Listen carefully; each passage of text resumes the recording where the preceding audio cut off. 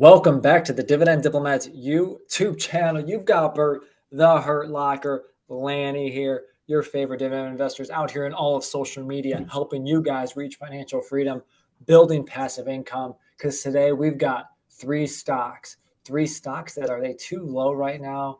And is it time to buy at least one of the three? Let's check them out. All right, everybody. Before we do, though, smash that subscribe button. Give this video a thumbs up. Help your boys reach financial freedom. Grow this YouTube channel. Buy dividend stocks. Grow our passive income streams. Come on, everybody. You know the drill right now. Let's freaking go. Don't worry. Today's not about Bitcoin. It's not about Tesla. It's not about what's some of the other hot. Yeah. Not about any of that junk right now, guys. Today's all about dividend growth stocks, dividend kings, actually, a couple of them on the list. One potentially dividend aristocrat in a decade. But these stock prices are hitting rock bottom. And is it time to start scooping up shares now? Because the opportunity is here, or the better days behind them. First stock we're going to talk about, we're just going to rip the Band-Aid, is PepsiCo, guys. It's ticker symbol's PEP. We're recording this here on December 4th at about 7:53 at night. Could be one of the earliest times we recorded in quite some time here with your boys here. So we might have a little bit of pep in the step here. Oh, whoa, no, that was no pun intended. Yeah, there it is. No pep in the step. That's why we're talking about Pepsi. And look, we know what's going on in the market. We know what's pushing down a lot of these consumer staples, consumer goods. We have potential new administration, RFK, who's going to take a war on a lot of additives, a war on a lot of the unhealthy things that make drinks, products like Pepsi, Coke, desirable, unfortunately. Like, that's just the reality of it. So you expect some turbulence. But the thing is, when there's turbulence, right, Lanny, that sometimes creates the opportunities, that sometimes gives long-term investors that are going to be investing from not just one generation. I mean, not just one generation, one administration, two administrations, three administrations. We're not buying Pepsi to trade it in a week. We're buying Pepsi to hold it forever. So that's why it's great that we're going to be looking at it on our list today. Yeah, exactly, guys. Again, they're down 7.5% this year, down about 4% the last month, getting close to that $155 52-week low bottom, $160.18 that they are doing it right now. And oh boy, here we go. Let's take them through this screener here, Lanny. Let's look. The gosh damn screener, brother. Yeah, so that price to earnings ratio with that 160 price, that gives you a PE ratio of 19.65.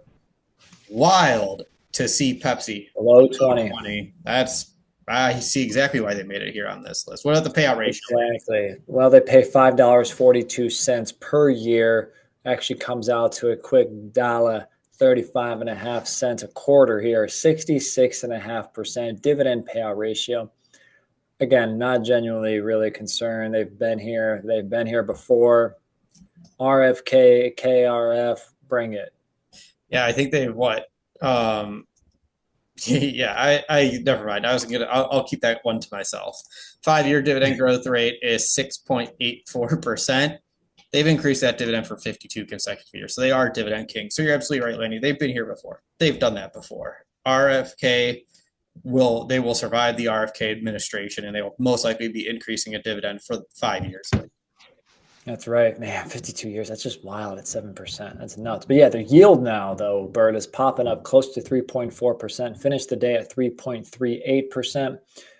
Guys, I know you're watching this on Thursday, but L Rizzle over here may have bought one share at the 160 flat point here. That pairs favorably against the 2.79% 5-year dividend yield average, getting a nice margin to what they historically yield at. Let's freaking go. They're down 7% year to date. They're up 16% over the last 5 years, down 7% over the last half year. So that's where they really wiped out their gains. And in the last month in particular, they are down 3.7%. Oh, man. All right. So that's stock number one, guys. A dividend king, PepsiCo. Are you buying Pepsi? Let's slide over a name that we've talked about a ton on this channel, a name that Bert's featured quite a bit as well, as he's just loving those quarterly dividends. That drip is just impressive, guys. Why? Because he owns over 200 shares of Johnson Johnson stock. Yes, J&J, they are back on the list. We're putting the new old reliable and Pepsi to the old reliable and J&J, guys. Big Pharma, again, another RFK Jr., we're coming for you. Yeah, we're coming. We're coming. bringing them down. Yeah. They're trading at $150.47. They've always been around the 155 to 160. So now they're getting to that 150 mark here, guys. Yeah. And man, they are down 6% this year. It's wild. With that being at the 150, what they can't break out from there at a P ratio of 15, which, like Pepsi, is very low for Johnson Johnson historically, who typically trades in that 16 to 18 price to earnings ratio. Yeah, I mean, paying out almost $5 per share per year, spread over 4 quarters, guys, a 50% dividend payout ratio. Ooh. So sweet, smack dead in the middle, right where they usually are for a nice dividend growth stock in J&J. They've increased that dividend for 61 consecutive years. They're a dividend king, and they've done it at a clip of 5.54% over the last 5 years. Very solid, very nice. Yielding now at also 3.30%, which pairs favorably against 2.80, 50 basis point pump.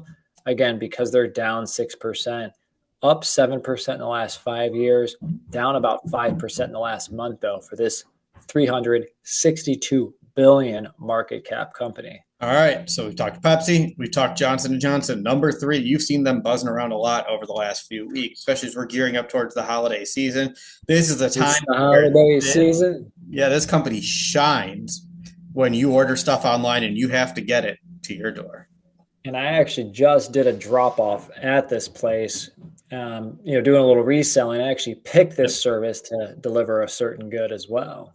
Yeah, you just got back from the bathroom. Bless you. All right, we are talking United Parcel Service, ticker symbol UPS. It's always good when you can support a stock, right, Lanny? Hey, anytime I can, that actually makes the most financial sense too, is the lowest shipping cost, and it happens to be UPS. Yeah, every once in a while, they really are random with when UPS is the cheapest of the shopping. Sometimes on those larger packages, they end up being the cheapest.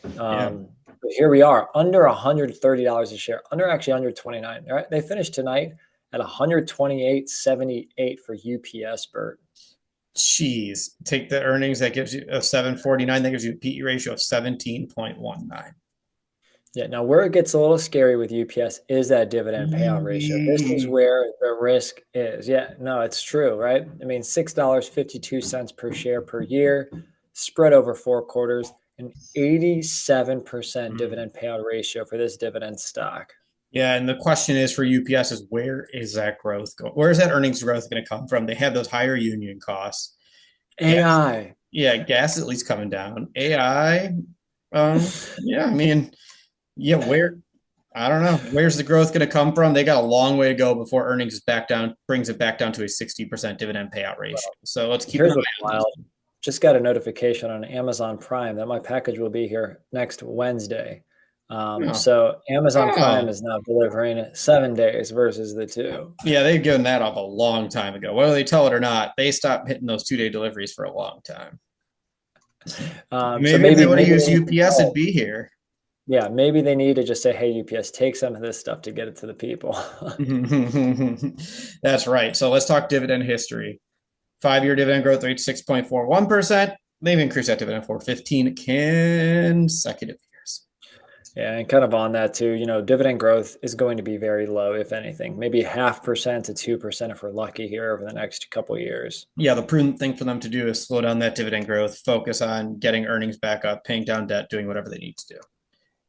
Yeah, and they yield now over 5%. This could be a sweet spot. 5.06% dividend yield, well over their 5-year average of 3.13%. Or is this a yield trap? Ooh, yield trap. You got to watch out there. We're past Halloween, so no more spooky ghosts going around here. But that 80% plus payout ratio is pretty scary here.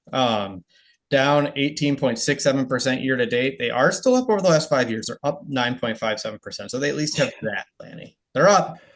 Yeah, they are up over 5 years. So guys, those are the stocks. We'll throw up the chart here. Pepsi stock, Johnson Johnson stock, and UPS stock.